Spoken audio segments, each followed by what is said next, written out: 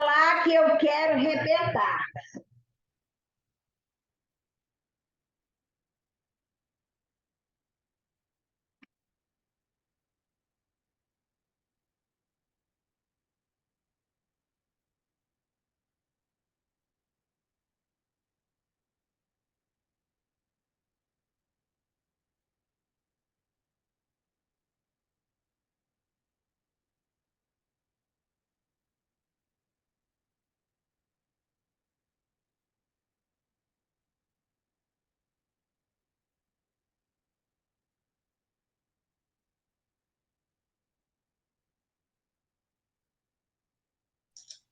Melhorou? Agora está escutando?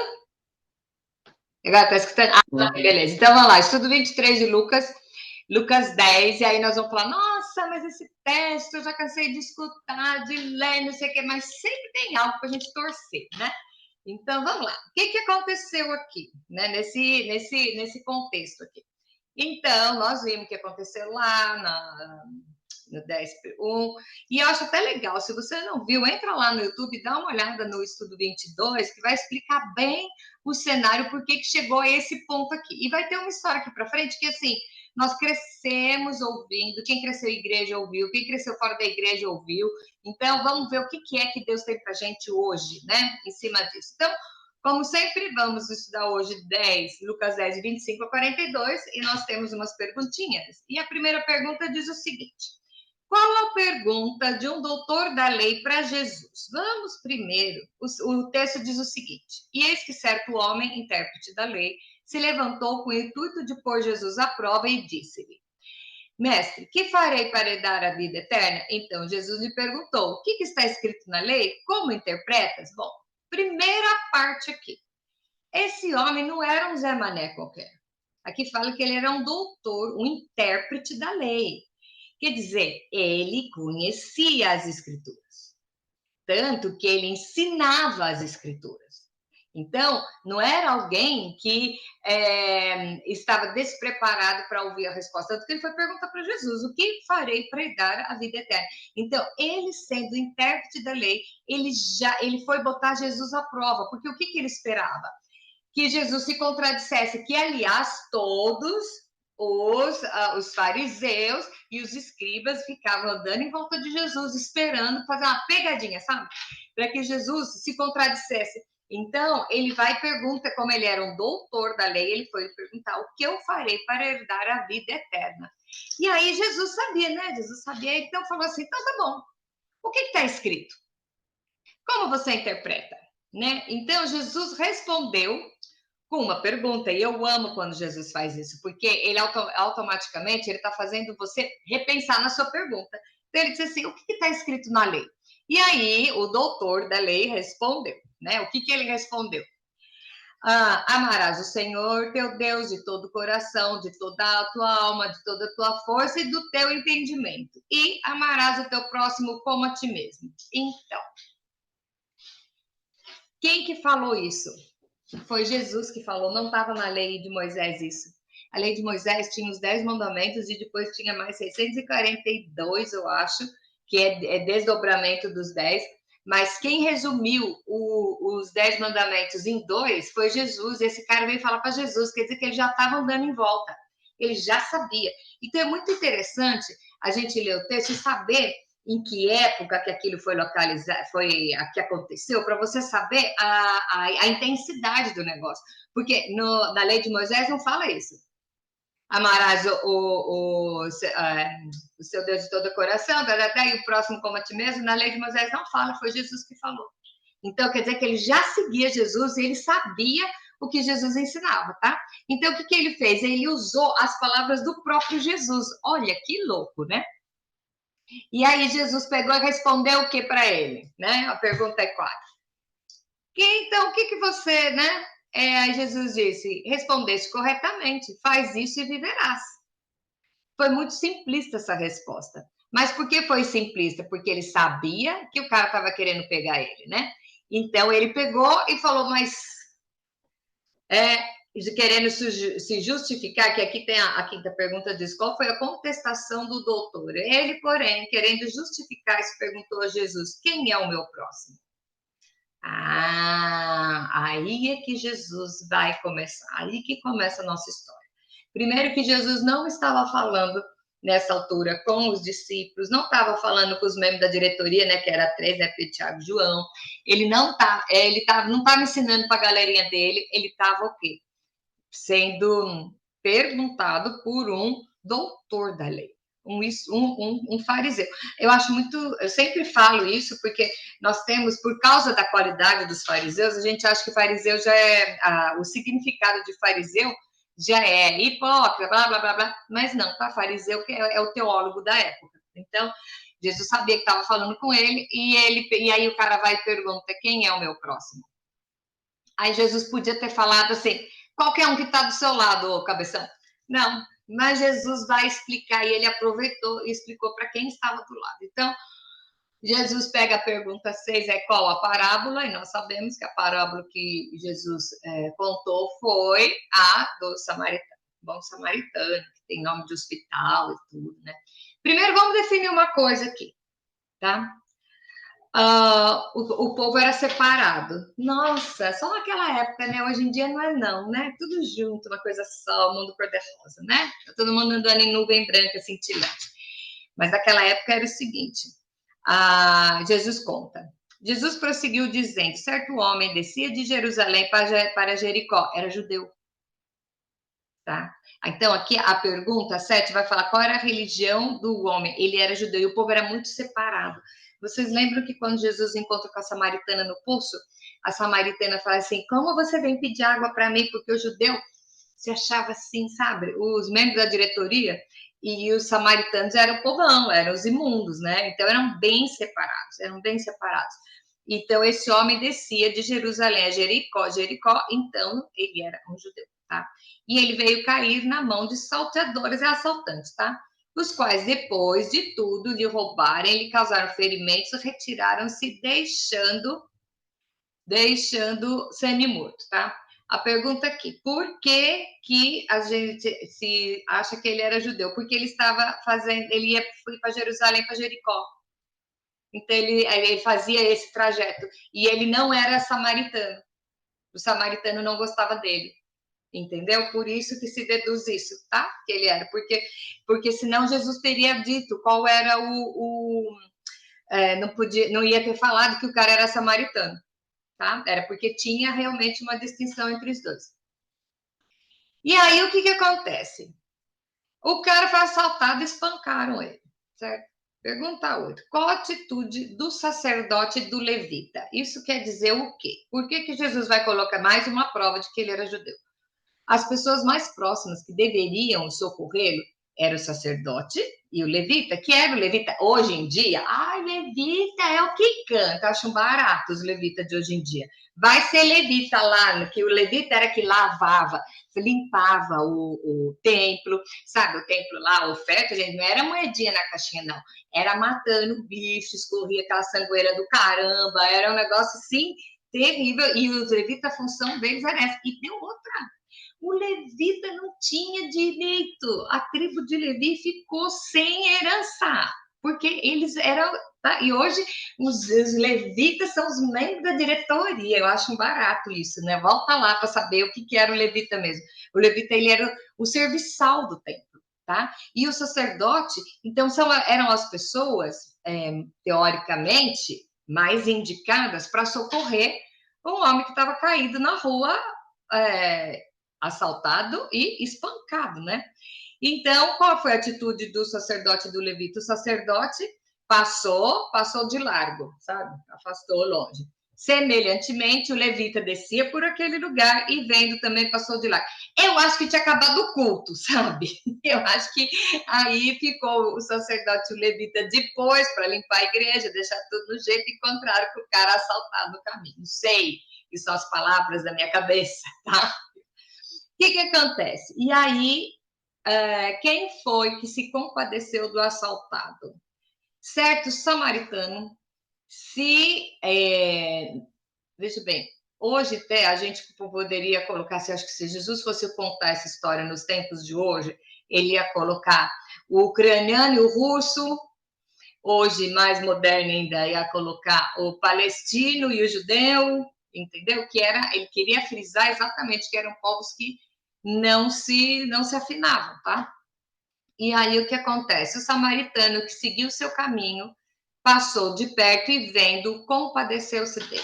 Eu vou pedir autorização para vocês para entrar numa analogia que eu estudei uma vez e que eu achei bárbaro.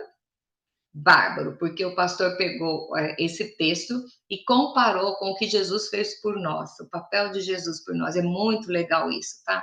No entanto, enquanto Jesus está querendo dizer para o doutor da lei quem é o próximo, ele acaba dando uma lição em todos nós, tá?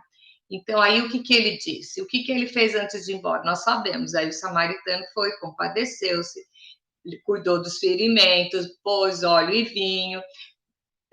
Óleo, usava muito óleo para ferimento, né? Até hoje nós usamos óleo de girassol para escara, viu? Para escara, que tem quem está com aquela infecção que não sara, usa-se o óleo de girassol. A ideia não é nova, não, que naquela época já usava, né? E o vinho, ele, por causa do álcool, ele era desinfetante, tá? Então ele pegou, aplicou óleo e vinho, colocando no seu próprio animal, levou para uma hospedaria e tratou dele. No dia seguinte, tirou 2 denários e o entregou ao hospedeiro, dizendo: cuida desse homem e de alguma coisa gastares a mais, eu te indenizarei quando voltar. Aí, vamos dar uma pausa por aqui, né? Jesus, o samaritano, viu uma pessoa que não era da simpatizante, não era do povo dele. Ele se compadeceu, ele cuidou, ele levou na hospedaria, pagou a dívida do cara para cuidar e falou: cuida aí porque eu vou voltar. E quando eu voltar, eu pago se tiver faltando alguma coisa, né? Então, eu ouvi esse pastor falando que Jesus fez isso conosco, né? Ele nos achou julgados numa rua, espancados pelo pecado, pelo demônio, ou sei lá por quem, mas principalmente o pecado que habita em nós, né? Que não nos favorece, não nos coloca dignos de estar na presença dele. E ele desceu, e muitas vezes os nossos semelhantes nem percebem que a gente está ferido, né? Infelizmente, tem muita gente que nos cerca dentro das nossas igrejas, das nossas comunidades, e não percebem o quanto você está ferido. E Jesus foi, ele me achou na beirada do caminho, ele curou as minhas feridas, e ele já pagou o preço para que eu ficasse boa, para que eu ficasse sã, e ele disse que ia voltar. Então, eu acho muito legal isso, e nós estamos num tempo de começar a pensar que essa volta está muito próxima, né?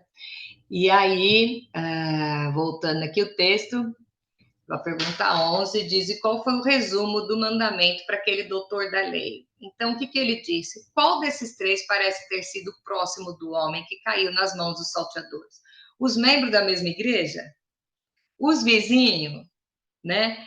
Aí ele falou que usou de misericórdia com ele. E Jesus disse: então vai e procede de igual modo. Só que aí, se você parar por aí, você vai esquecer qual foi a pergunta inicial. Qual foi a pergunta inicial? O que eu faço para entrar no céu? Não foi isso que ele perguntou? Que faço para herdar a vida eterna? E Jesus falou: cuida do próximo. Ele contou toda a história para contar, faz a mesma coisa. Aí eu pergunto: quem é o meu próximo hoje? Quem é que está ferido, está lá machucado, e eu estou deixando lá, eu estou passando de largo no caminho, porque eu não quero ter trabalho, né? E você pensa que vai ganhar a vida eterna tratando assim as pessoas, né? Então, o cara perguntou: o que eu farei para ter a vida eterna? E ele falou: amar o teu próximo como a ti mesmo. Quem é o meu próximo? Contou a história do bom samaritano e falou: faz a mesma coisa e você será salvo, tá? Aí a pergunta é: o que nós estamos fazendo? Quem é o nosso próximo? O nosso próximo não necessariamente é aquela pessoa, aquele jovem lindo, maravilhoso, cheio de futuro, que veio para a sua igreja, que está na maior maravilha. Ai, que bom ser irmãzinha dele. Muitas vezes nosso próximo é aquele que foi rejeitado desde pequeno, que usa droga, enche a cara, não toma banho, e vai para a igreja e você não quer que ele fique lá do lado, porque ele não é do seu padrão. Gente, a gente faz isso, tá? Pega o lugar na igreja para sentar longe dessa turma, porque o cara fede bebida, né? Não sei. Bom, o que acontece? E você quer ter a vida eterna. Fazendo acepção de pessoas e escolhendo quem você vai, né, quem vai ser o seu próximo, você fica escolhendo quem é, escolhendo o que vai fazer, e você pensa que vai ter vida eterna assim. Ok. Então, o resumo do mandamento que Jesus diz: você vai e faz a sua, vai e procede tu de igual modo. Então, a pergunta de hoje básica é essa, tá? Só que aí o capítulo não para, né? Continua, porque eles saíram daí, Jesus saiu, esse cara foi embora, não sei se ele aceitou o mandamento, o conselho, não sei, não fala mais sobre ele aqui. Mas aí Jesus foi e se hospedou numa casa. E é interessante a gente saber que essa casa era a casa do Jairo. Sabe o Jairo que morreu? Que ele tinha 2 irmãs, Marta e Maria? Era a casa do Jairo, porque eles eram muito amigos. Jesus era muito amigo de Jairo. E aí, alguém está falando uma coisa, não estou, escreve. Ah, o Lázaro, pois é, não, o Jairo é da menina, é o Lázaro. Obrigada, eu sempre troco essas coisas. É que nem botar o Lázaro na árvore, desce da árvore, que eu vou jantar com você. Não, o meu lugar é do Zaqueu, o que você está fazendo aí, né? Então é o Lázaro, tá? É o Lázaro, as duas eram irmãs do Lázaro. Então vamos lá, gargalhadas antes, depois, aqui acho que essa hora o Tico e o Teco já estão devagar aqui. Bom, e aí, indo eles a caminho, entrou Jesus no povoado e certa mulher chamada Marta hospedou na sua casa. Vocês podem ver que pode ser que foi a Marta que apresentou Lázaro para eles. E eram só os 3 que viviam na casa. Não se fala mais de parentes deles, só se falam desses 3. E Jesus, cada vez que passava por lá, entrava lá e ficava hospedado, né? E aí, e aqui acontece um episódio que Jesus entrou na casa e a Marta tinha uma irmã, que não fala do Lázaro. O Lázaro devia estar trabalhando ainda, tá? Tinha uma irmã chamada Maria e quedava-se assentada aos pés do Senhor e ouvindo os ensinamentos, tá? E Marta agitava-se de um lado para o outro, ocupada em muitos serviços. Acho que ela devia estar fazendo a janta para o convidado, né? Então se aproximou Jesus e disse: Senhor, não te importas que minha irmã tenha deixado que eu fique a servir sozinha? Ordena-lhe, pois, que venha ajudar-me. Isso é a coisa mais normal que tem. Você está fazendo, isso é o problema dos ativistas, aquele pessoal que fica tanto fazendo coisa e acaba de sentar e escutar. Eu acho que aqui nós vamos ter que trabalhar o equilíbrio, tá?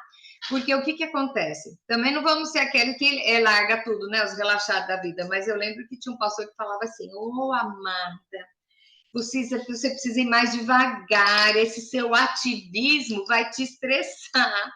Aí um dia a mulher dele falou assim para mim, com todo amor, eu amo eles, pastor Alain e Berenice. Disse, Kátia, você tem que respeitar a velocidade do outro, porque, ó, escreveu no livro, eu chamava o povo de lerdo. Imagina, por que tem que fazer, por que não fez? Aí a Laine tinha que fazer. Ela, Kátia, você tem que respeitar o momento, a velocidade do outro, que cada um faz no seu tempo, todos estão fazendo para a obra, mas eu sempre fui, né, esbaforita, né? Então, aí o que acontece aqui? E aí Jesus ela pegou e falou, né? Ordena, pois, que ela venha me ajudar. E Jesus falou, Marta, porque você está inquieta e se preocupa com muitas coisas, entretanto, um pouco só é necessário, ou mesmo uma coisa. Maria, pois, escolheu a boa parte e não lhe será tirada. E isso eu pego esse texto para mim. Nem vou falar da Maria, que ela já estava escutando, eu vou falar da Marta. E eu nem vou meter o pau na Marta, tá? Porque eu entendo a Marta. Muitas vezes, gente, nós, dentro das nossas igrejas, você acha que no muito fazer você está agradando ao Senhor. Às vezes você acha que se preocupando com todos os afazeres, a coisa tem que ir no jeito, porque tem a reunião de mulheres que vai ser ótima, eu vou fazer muito. Você acaba se esquecendo do seu próximo. Lembra do próximo, do último episódio que Jesus passou? Nós esquecemos de ir ajudar o próximo Nós esquecemos de ouvir Jesus. Então, eu quero fazer uma pergunta agora para você que tem cargo na sua igreja, para você que trabalha na obra, para você que está sempre ativo, que o pessoal olha para você e fala, nossa, essa vai para o céu de sapato e tudo. Então eu pergunto para você, você tem tido tempo de tirar uma hora sozinha com o Senhor? Ou todas as vezes que você vai orar, é orar por alguém, orar por um, por outro, você esquece de ficar quieta no quarto secreto, escutando o que o Senhor tem falado com você? É muito comum, e eu falo isso para vocês com experiência. É muito comum a gente se envolver nas coisas do Senhor, a gente cuidar das coisas e esquecer que às vezes Deus está falando com a gente. Ele quer falar algo novo. Não, mas eu já sei tudo, está tudo lá na Bíblia. De repente, ele quer te mostrar de uma forma nova. Ai, mas eu já conheço o Salmo 23. Por que eu vou ler o Salmo 23? De repente, Deus quer te mostrar uma outra versão, aonde você vai adaptar aquilo na sua vida, que você não tem tempo seu com o Senhor. Isso eu não estou falando para vocês, eu estou falando na frente de uma câmera que ela está falando para mim, tá? A gente se envolve em muitas coisas, a gente vai correndo, ora pelas pessoas, não estou dizendo que você vai para o inferno, não. Estou falando que você ora pelas pessoas, você faz, e de repente, qual foi a última experiência que você teve com o Espírito Santo? Aí foi em 1974, né? E por que não teve outra de lá para cá? Sabe? Por que você não andou uma milha a mais? Tipo, Senhor, fala comigo. Fala comigo. Às vezes ele está querendo levar você a um nível a mais de intimidade com ele. E a gente fica preocupado com os afazeres da casa, é que eu não estou dizendo nem lavando louça, tá? Eu estou falando trabalhando na obra. É preparar o evento, é fazer os kits, é pegar e chamar todo mundo, chamar o pessoal do som, o pessoal da decoração, aí chega no meio do evento, quem está pregando está lá pregando, você está preocupado se os visitantes estão sentados, se o café depois da... E passou mais um dia que foi feito todo um negócio e o verdadeiro motivo ficou de lado. Você não parou para ouvir o que Jesus quer para você. Nós, às vezes, queremos fazer para Deus aquilo que vai nos satisfazer, que você acha que é o perfeito, e de repente, ele queria só que você escutasse. Entendeu? Então, é muito legal isso. A gente estudar a palavra e pensar que, às vezes, ouve Jesus falando, Marta, Marta. Então, Jesus está falando para mim, Kátia, você está inquieta e preocupa com muitas coisas, mas é necessário uma coisa só, que é estar aprendendo o que ele tem para a gente. E eu vou falar uma coisa para vocês. Os tempos estão se acabando, os tempos estão se encurtando, nós vemos as coisas acontecendo, nós vemos provas do apocalipse acontecendo, nós estamos nunca, acho que a humanidade esteve tão perto e vendo os sinais tão perto, e de repente nós estamos paradas no ativismo, achando que por muito movimento você vai conseguir. Às vezes Deus quer que você vá e olhe com uma pessoa de mão dada com ela. Às vezes, Deus quer que você ore com você sozinho dentro do seu quarto. Às vezes, Ele quer falar algo a mais, porque Ele vai precisar de você na obra. Ontem eu recebi a notícia de um pastor estupendo que faleceu e toda uma comunidade chorando, né? E o que eu vejo nisso? Eu vejo Deus levando pessoas, recolhendo vidas, para que não passem pelas tribulações, sabe? Eu acho que, então, morreu de quê? Tá. Será que não é Deus levando, falando assim, esse aqui não merece passar por tudo, já fez tudo o que tem que fazer aqui, não vai aguentar. E ainda tem uma coisa, tem gente, Jesus disse que no final, se o tempo não fosse abreviado, até mesmo os escolhidos seriam enganados. Então, eu acho que muitas vezes Deus pode estar fazendo isso com essas pessoas, ele está levando alguém, e porque os tempos estão ficando difíceis, e eu não acho, de novo eu vou falar, eu não acho que o mal vai vencer, o mal só está fazendo barulho, porque há uns meses atrás nós vimos um grande avivamento numa faculdade, numa cidade aqui perto, e que tá, aí começou com um cultinho sem vergonha, com ninguém, assim, sem vergonha é modo de dizer, não era nada, era um bando de adolescente que mal sabia, que tocava mal, não sei o que, e foi, e levou dias e dias, e os diretores da faculdade não sabiam o que fazer. E depois nós começamos a ver isso em outros lugares. E aconteceu uma coisa na igreja que eu vim para cá, no primeiro ano que eu estive aqui nos Estados Unidos, eu frequentei essa igreja, que é a Free Chapel, e eles aqui, para quem está no Brasil, aqui a cultura do Halloween é muito intensa. Então, até tem muito crente que comemora o Halloween porque é uma festinha fantasia, não vai lá no fundo, né? Não vou questionar isso agora. Então, eles resolveram, esse pastor que eu amo, o pastor Jensen Franklin, ele teve uma sacada que ele falou assim, vamos fazer um culto aqui no dia do Halloween, para trazer as crianças e os adolescentes para dentro da igreja. Ficam lá, gente, já faz 10 dias que está tendo culto lá. É coisa de criançada, gente, de 9, 10 anos, profetizando, se entregando e assim, adorando, que eles não sabem o que fazer. Eles chamaram o Perry Stone para pregar e ele falou, não tem problema, eu vou ficar aqui até quando acabar esse movimento. E parece, eu não estou informado, parece que eles estavam tentando parar, acabar na terça-feira passada. Mas era assim, se continuar criançada. O que é essa criançada? Essa igreja que está se levantando, porque o jovem, ele é intenso, e o jovem, quando está apaixonado, ele é intenso. Quando ele apaixona pela Mariquinha, ele é intenso, mas quando ele se apaixona por Jesus também. Então, eu vejo Deus levantando uma geração e vai barbarizar. Vocês vão ver, o mal vai levantar, vai aparecer, mas Deus nunca perdeu uma parada, tá? Então, eu vejo um despertar nas pessoas. Não tá chegando a hora de você descer do muro. Então, é o quê? O que eu vou fazer para ter a vida eterna? Ok. Primeira coisa que Jesus falou para ele, único amarás o teu Deus, beleza, e o teu próximo como a ti mesmo. Então, você tem que, antes de saber quem é o seu próximo, você tem que amar a você. Porque se você não se amar, você não sabe como amar o outro. Então, você ama o próximo como a si mesmo. E você vai ter a vida eterna. E sentado aqui, em vez de ficar correndo atrás de ativismo, vamos parar e ouvir o que o Senhor tem para nós, porque os tempos estão chegando e Deus está se fazendo muito presente. E eu quero fazer parte desse movimento e eu espero que a gente se encontre assim na obra, arregaçando as mangas e indo na luta. Sabe por quê? Sabe por quê? Deus nunca perdeu uma parada, não é nessa que ele vai parar. Perder, tá bom? Beijo grande para vocês, até a semana que vem. Bye, bye.